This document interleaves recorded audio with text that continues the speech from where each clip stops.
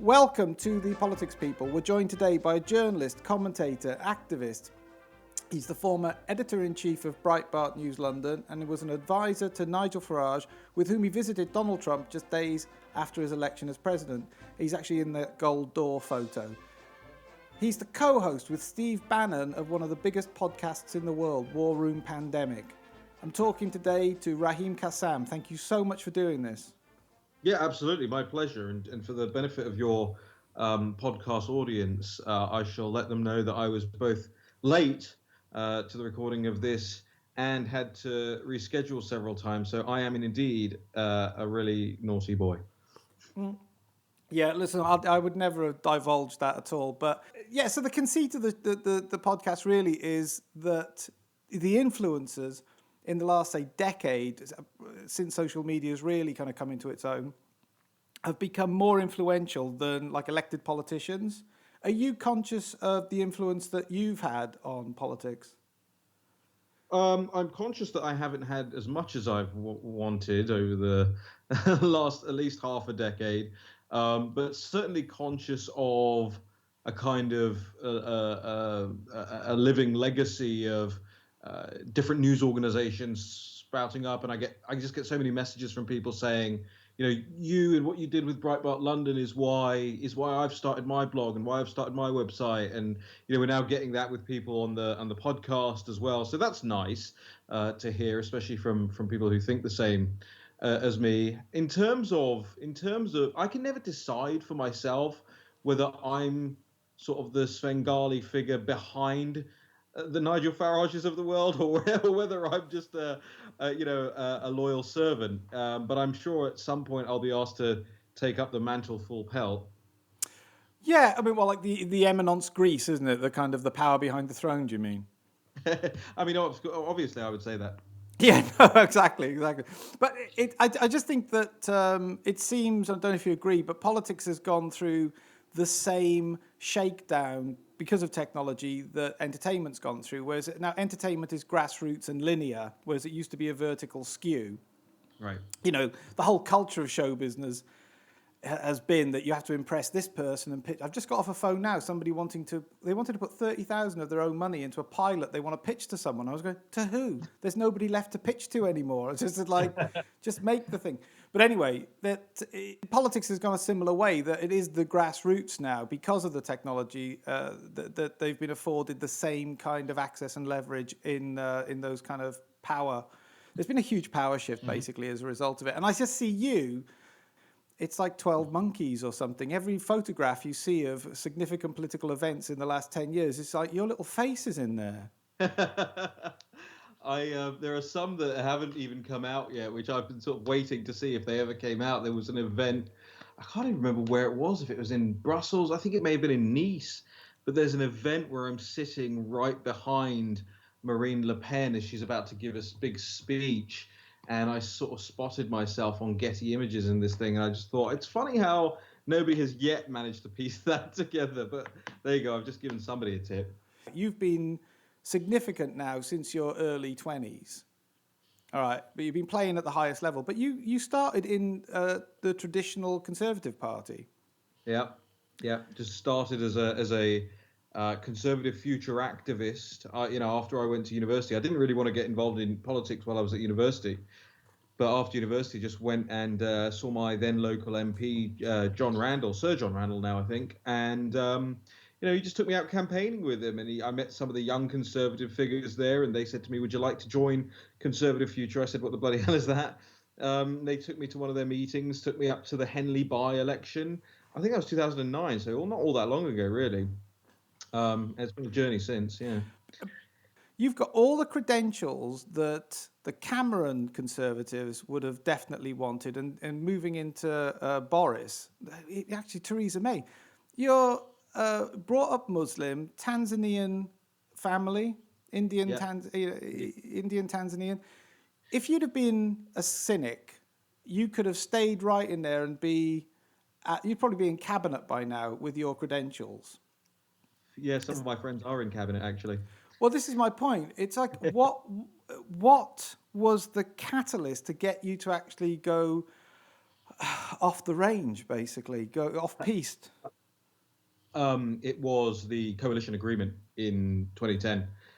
So I had worked, with the Conservative Party and the Young Conservatives. I was on the national executive of the Conservative Future. I, was friends with all of those people. And then as soon as I saw the party just selling out to the Liberal Democrats, I thought to myself, hold on a minute, this is not what we campaigned on. This is not what we all stood outside. I don't remember where it was now, and launched the invitation, Conservative Manifesto, whatever it was back then, and it pissed me off. Can I swear?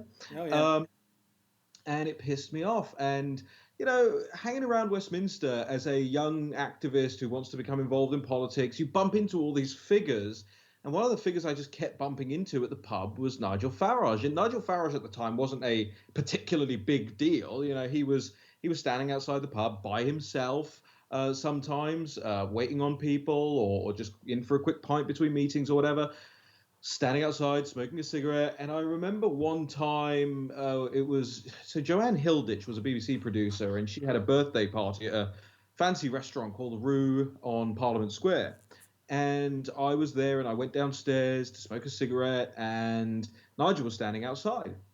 And we just got to chatting, and there's a funny story about, I won't name the girl, but she was a friend of mine at the time, and she had been dating a friend of mine at the time, but it had ended, and we continued to hang out as friends, and we went to dinner the night before, and she rocks up while I'm outside talking to Nigel, and she says, Nigel, can you believe it? Raheem took me to dinner last night. We had a bottle of champagne. I had a dozen oysters, and he still didn't try and take me home. And Nigel just looked at me and he went, "What the bloody hell is wrong with you?" And that's like my first memory of properly meeting and having a conversation with Nigel.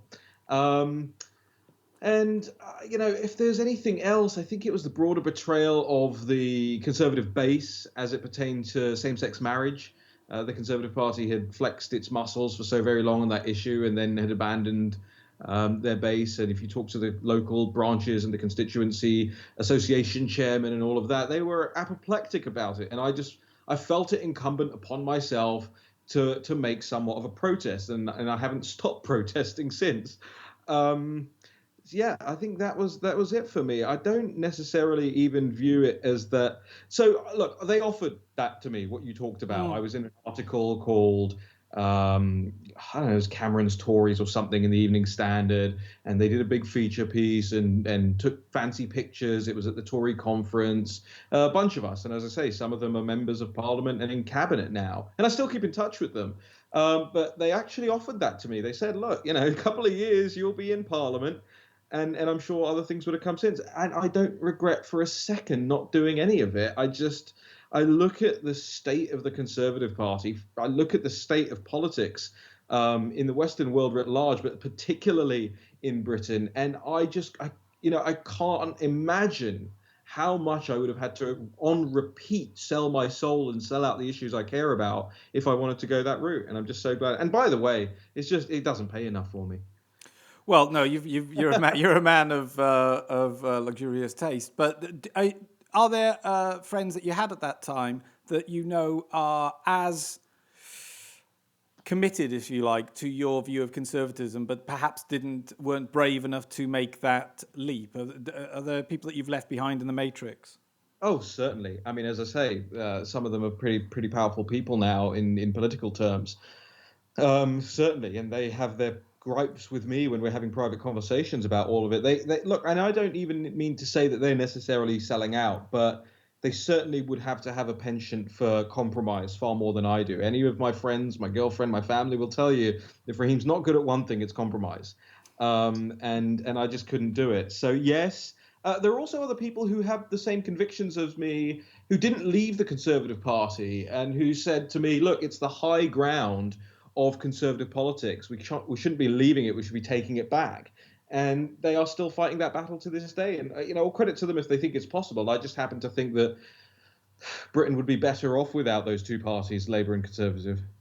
Yeah, I mean, it's again, I'm full of half-baked theories, but I pin it all on new technology. I think Farage, for me, became lethal after 2004. The YouTube, the ability to watch his MEP speeches on YouTube was the spark, I think, that finally ignited the vapor in the room. You know? And that's how Americans found out about Nigel Farage. There's no reason that American politicians or American citizens should know about an MEP in the southeast of England. But it was websites like Zero Hedge and InfoWars that would run his videos. And whatever you think of those outlets and those organizations, plenty of people look at them, and plenty of people found out about this great battle that was taking place across the Atlantic. And it was a great battle that rang really true for them. So many Americans obviously still obsessed about their founding, and rightly so. So the idea of independence really struck a chord with them. Yeah, no, absolutely. And then, just to your point about the two-party system being able to continue, it seems impossible because those parties were a pre-technology rallying flag, if you like, for people, and now you have you have a disparate, atomized selection of rallying flags that you can get behind, and then they can, coalesce, during an election or other such times. It has to be the end of that two-party system on both sides of the Atlantic because we've got peer-to-peer communication now.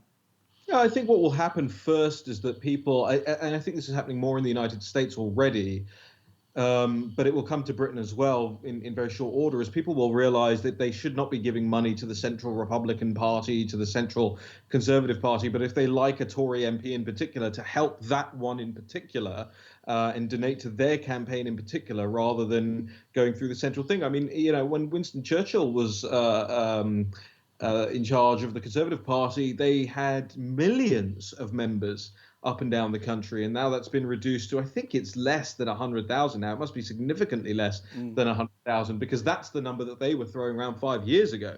It was around 100,000. So yeah, I've no doubt, but there has to be a conduit. There has to be a sort of a leapfrog for us to get to that point where the two parties seem obsolete. Nothing even more than a an identifier, rather than somewhere that you organize through and that you necessarily associate yourself with. And I think you're seeing that a lot you saw that with the Labour Party as well. How many Labour MPs didn't put the Labour logo or the face of Jeremy Corbyn on their leaflets and on their materials? So there's a definite move away from party and party identifiers.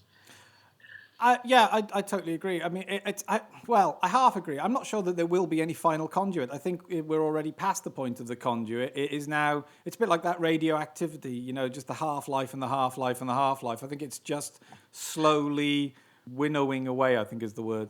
What about so, you end up near the centre of power in the Conservatives. You meet Farage. What was the process then to go from being Conservative? Because you were involved with UKIP next, basically, or was there something in between? No, that's pretty much how it went. I mean, I had some friends who had already what we called jump ship to UKIP back then, and they were and they're serious like players out there right now. Still in British politics, in major newspapers, who were part of that whole scene back then. Harry Cole is one of them, who was a good friend of mine back then, campaigned with us at the Henley by-election, went down, I think, to Bournemouth and campaigned for the Conservative Party there as well. And it was kind of half and half in the car. I remember driving down there, of people talking about, well, should we even be backing Cameron at this point? Is there any meat to this Conservative Party? And yeah, half the people in the car, we had a whatever you call it, people carrier going down there, had already kind of covertly joined UKIP as members. So what I did is I reached out to them, or became closer friends with them, and eventually, after several meetings, chance meetings, with Farage, we just kind of, Nigel has this thing where he never really formalizes anything in his life. Everything he says to me is better done over a handshake and a gentleman's agreement. And we just kind of had that in our eyes, and in the way we sort of understood each other, that yeah, we're on the same page. We want to and are going to work together. And I was running at the time a website called The Commentator. Nobody else in the British media circles at that point in time were covering UKIP as much as they covered any other party. So we set about to do that, and to cover what was happening with UKIP around the country. That was 2012 and 13.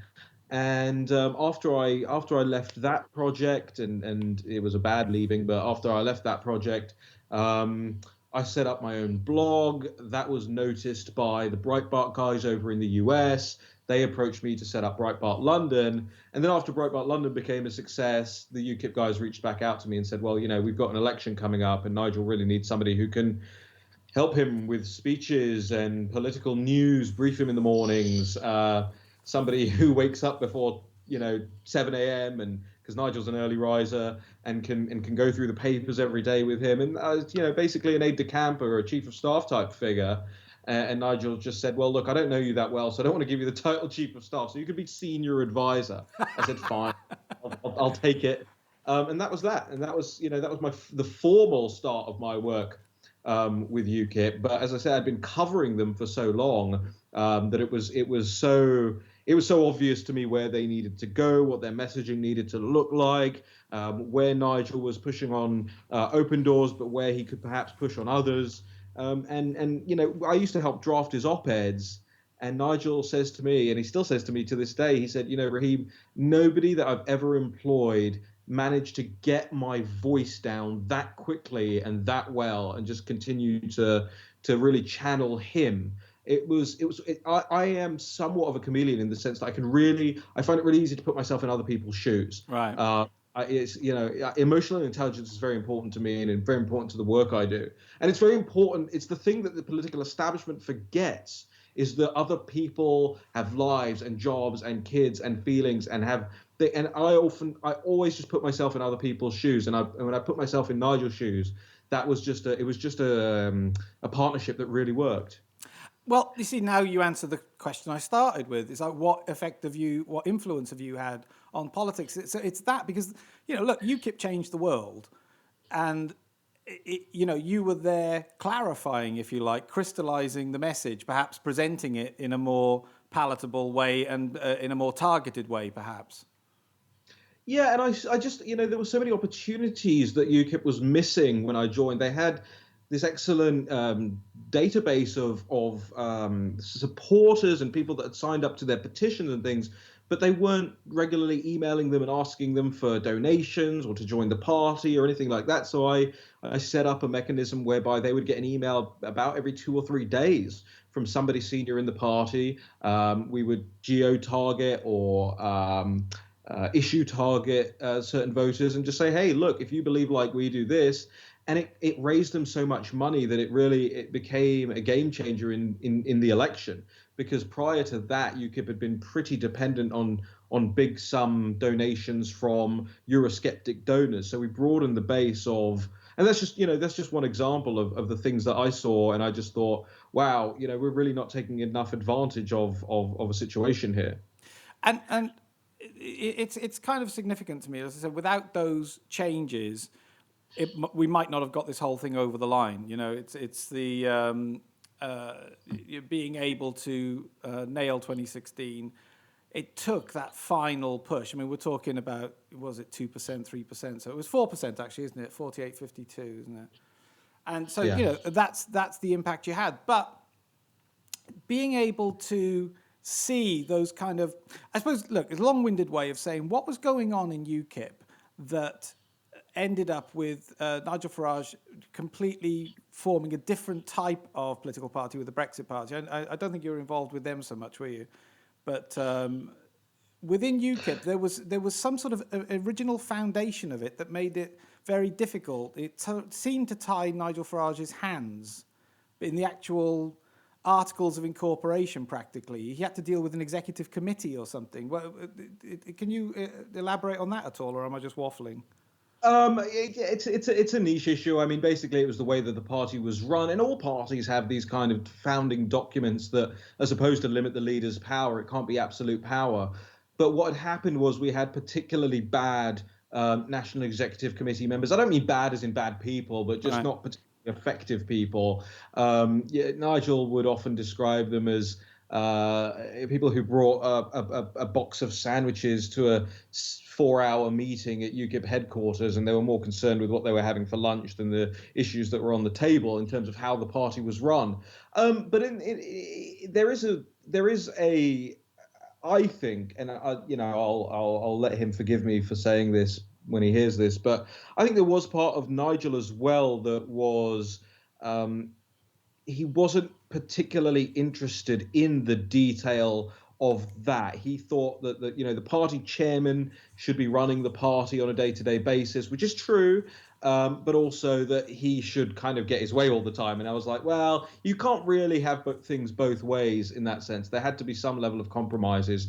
So between those sorts of issues and the issues that we had with unfair press coverage in the media, I developed the name Machete in the UKIP office because I was the one that they sent into the room when they needed something really taking the axe to.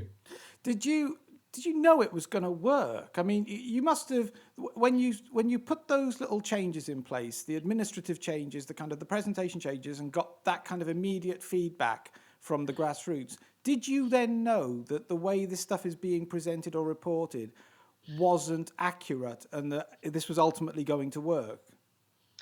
I am a firm believer that the truth always wins out. I Right. always tell as much of the truth as is humanly possible, barring any non-disclosure agreements or anything like that. I always just try and level with people. And yeah, presentationally, it was little things as well, like changing. I changed what Nigel's picture was on his Twitter account. It was one of the first things I did because I wanted to give him this. The image of him not as the jokester at the pub all the time, but also as kind of the elder statesman, which he became of the Eurosceptic cause. So we used a slightly more serious photo. It was a little bit more like distinguished for him. And the answer to your question is, I do think I.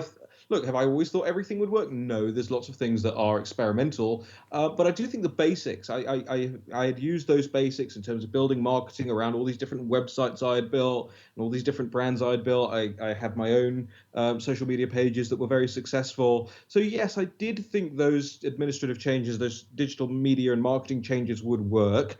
And I mean, a lot of those things I still use to this day. And we just launched a new website called the National Pulse, and within the first couple of months of us launching it, we're already one of the largest conservative websites in the United States. Wow, already that's extraordinary. Yep. So, and this is, I mean, this is what really defines you, I guess, is that combination of that. And like I said, it's easy now. We're here in 2020, and we've had Brexit, and we're nearly out. We're nearly out. I mean, officially we're out, but I want to see the deal done.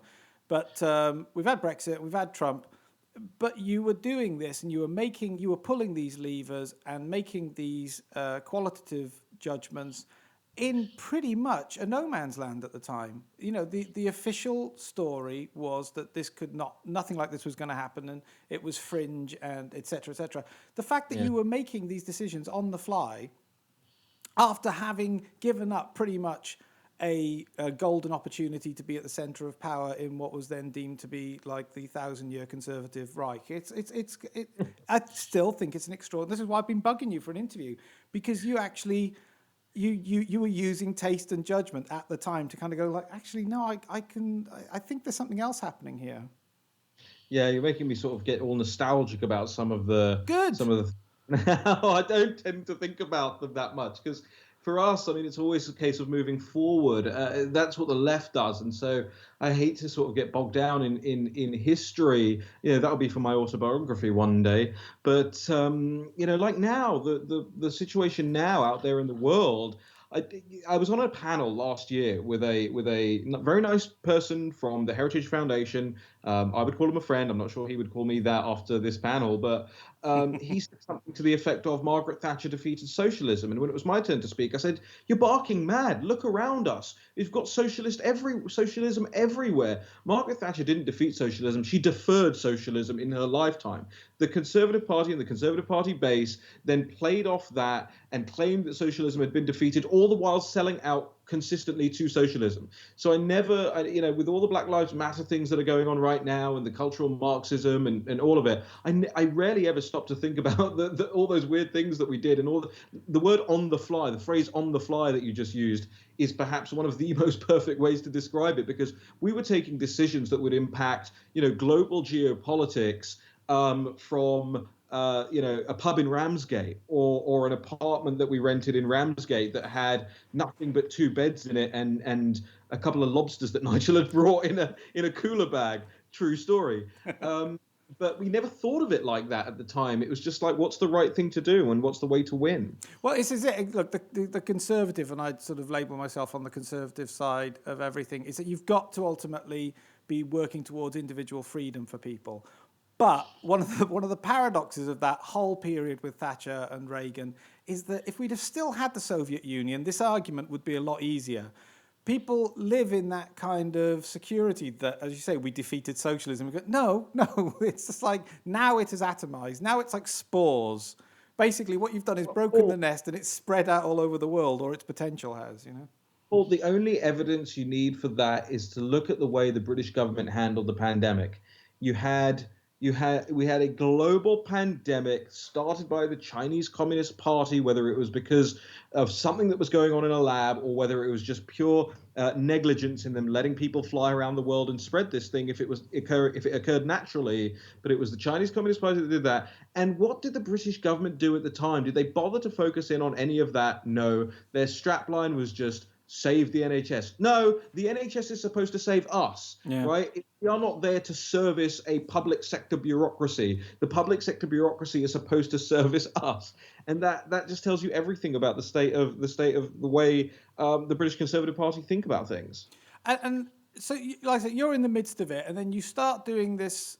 You start becoming more of a kind of public figure, and then you get. And again, I don't know how many other Brits have then been headhunted by the US, and so you obviously came to Breitbart's attention.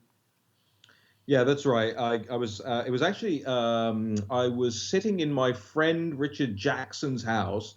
Richard Jackson now being I think the operations director or the communications director for the Conservative Party. It's Richard N. Jackson. There's two Richard Jacksons in the Tory Party.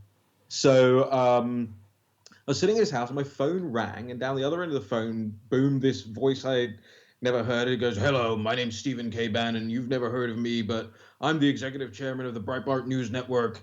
And he explained to me that he was trying to set up. Does he know that you do him? Does he know that you do a like-for-like impression of him? Oh, I do an impression of him on our show, on our podcast. I know. I do urge people to listen. It's a beautiful respite every episode. But go on. But I was pretty down in the dumps at the time because I had actually been asked to be the managing editor of Human Events, which was Reagan's old favorite magazine, which had kind of become defunct. But they came back to me eventually and they said, "Look, we would love to have you over, but we're just not going to sponsor the visa, and it's just too much of a rigmarole." And I was pretty down in the dumps at Richard Jackson's house, and I got that call from Bannon, and he explained to me they wanted to set up a London bureau of Breitbart, and that a number of people had given him my name. American friends of mine had given him my name. So we arranged to meet, and he offered me this just unreasonably low salary. We negotiated for a couple of months. I pretty much got my way. He gave me a budget to rent an office and hire a staff, and that was it. That we got it going. And I like to think that Breitbart London was a pretty big success, especially during the migrant crisis, because we broke stories and covered stories that the British press simply just wouldn't tell the truth about. Yeah, no, I absolutely right. I think that's exactly because going back into it, I was looking exactly what stories you broke, and yeah, you definitely by that time were the mainstream press beginning to see perhaps stories coming out of those kind of sources more readily as kind of mainstream fodder, or was it still being resisted? They always wanted somebody else to lead the way, right. So they re-report once we had reported. And after a while, they didn't want to credit us originally for a lot of these stories, but after a while they started to. They realized how big we were. They started to, and so the Telegraph and the Mail and all these places would then pick up and link back to Breitbart London as a source on a lot of their migrant crisis stories. And I also, this is probably unrelated to anything you've asked me, but I do like people to know this, is that if you pick up a newspaper on any given day and flip to the corrections page, there are corrections upon corrections upon corrections, things they get wrong every single day. But every time we got something wrong, i.e. a tiny little detail, it was I won't say front page news, but it was news in every other outlet. Far right website Breitbart puts "the" in the wrong place in their story. I mean, there was a story that we broke about a church being set on fire in Germany, and the world's press didn't lead with that story. They led with Breitbart said the church was on fire, whereas actually it was the scaffolding of the church that was on fire. I was like, way to miss the point, guys. 20 years ago, it was a given that these outlets of media were basically the mainstream media or whatever. I don't like this lamestream media thing, but they were the only channels that you could get, and then any fact checking was taken as being fact checked. Yeah, and look, I think there is an element of people just sometimes don't realize just how easy, like you say, the barriers to entry have come down, and just how easy it is to do it. I mean, a good podcasting microphone and a decent laptop and a free copy of Audacity will help you will get you to produce a nearly professional sounding podcast, for instance. And You're having a dig at me now. That's it's just like, I said near professional. that's what I was saying exactly. You're just like. Just pulls. What you do, you give with one hand and you just take away with the other. It's beautiful. It's deft, That's exactly what I deftly do. done. Exactly. I told you, it's all about compromise. He reels you in and just slaps you. But no, exactly. And again, weirdly, I think isn't that some sort of Marxist theory? The kind of the access to the means of production. It's the whole point, really. It's like and that's what's caught people unawares is the fact that when I first came to LA, for instance, it was only like 13 years ago. But even then, like to rent cameras and stuff was thousands a day still. And in the last 5 years, it's ridiculously competitive now. Yeah, and there are still, the funny thing is, and you'll know this as well, there are still people that go around, whether it's in your industry or mine, go around quoting these massive numbers to do things for you production-wise. And I just think, gosh, just how many people are they accidentally or inadvertently putting off from doing something just because of their sheer greed or failure to move with the times? In my other world, my other hat being sort of producer and entertainment and stuff, the number of people that arrive off the boat and go into meetings in LA and just go, it's a $5 million production, it's a $5 million production.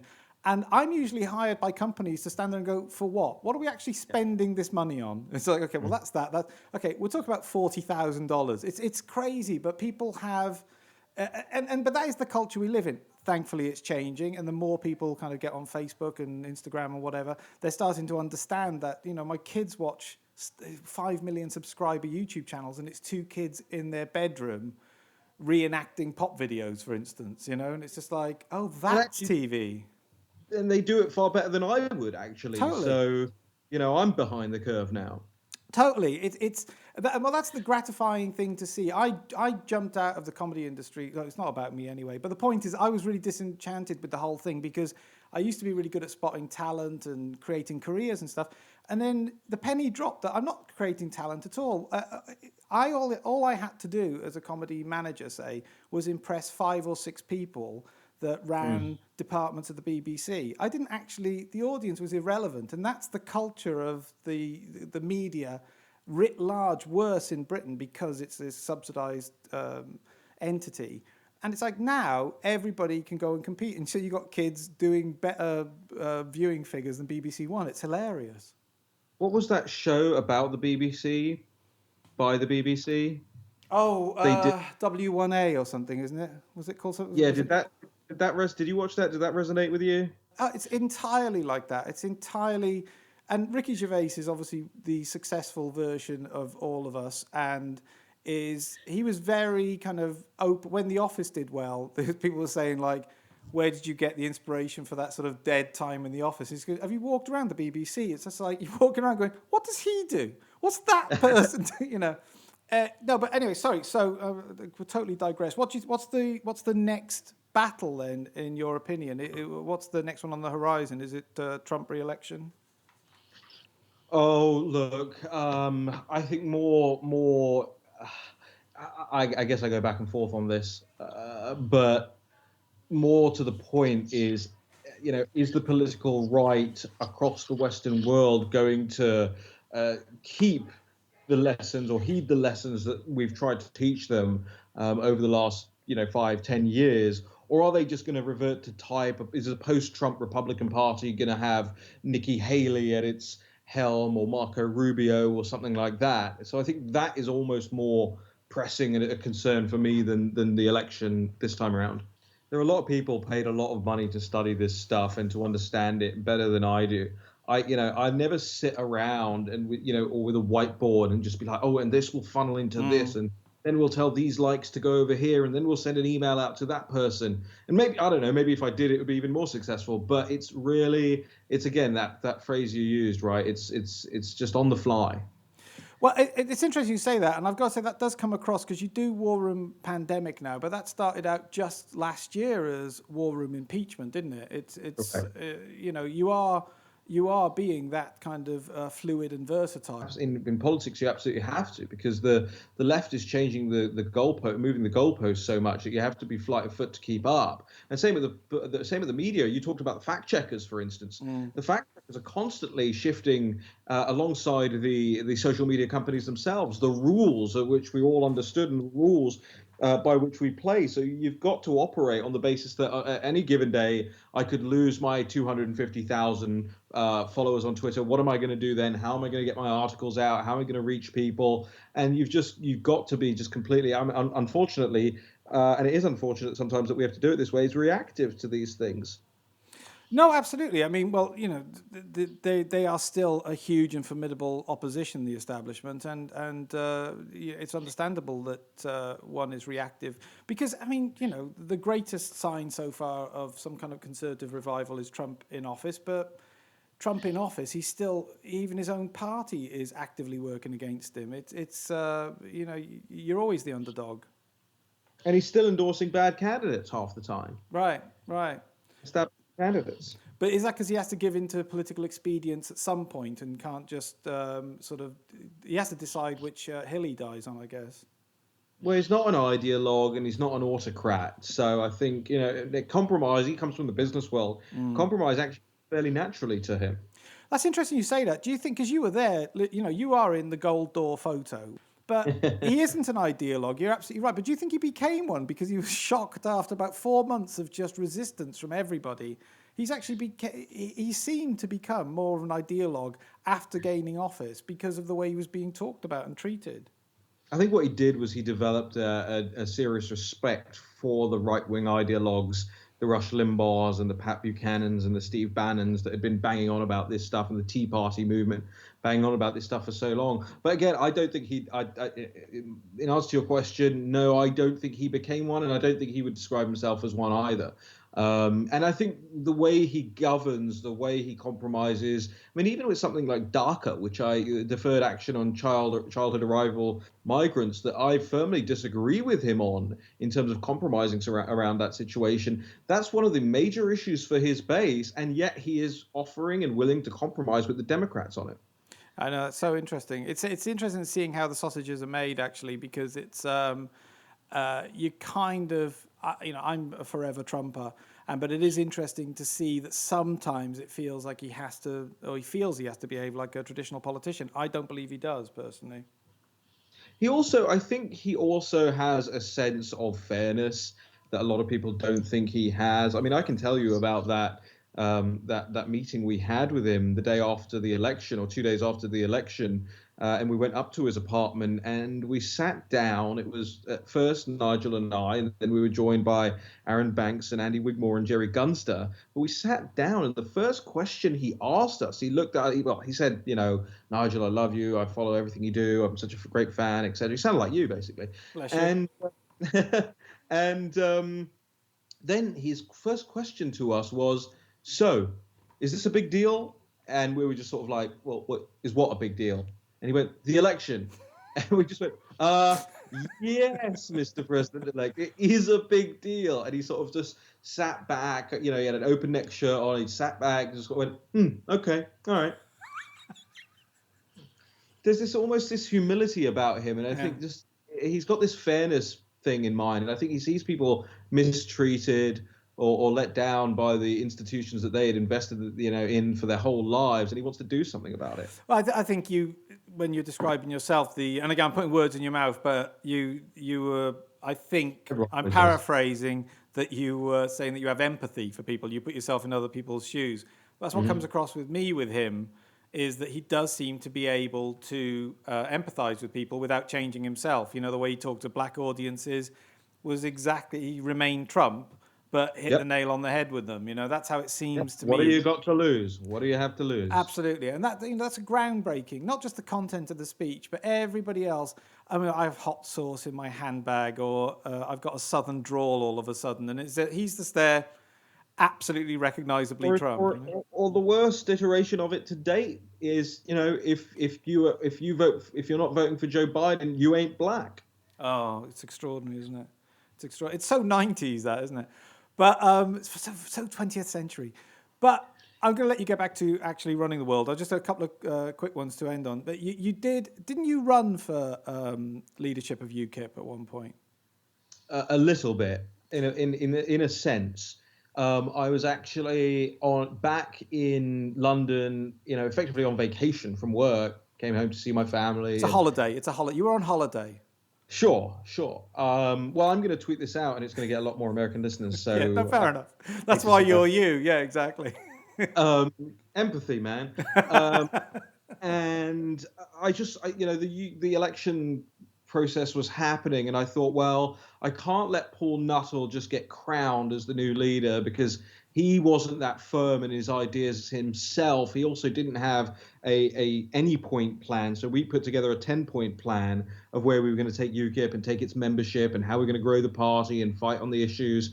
And so I just thought it was a way to push the party in the direction that I wanted it to go, and I happily bowed out when it became clear to me that I had already ruffled enough feathers.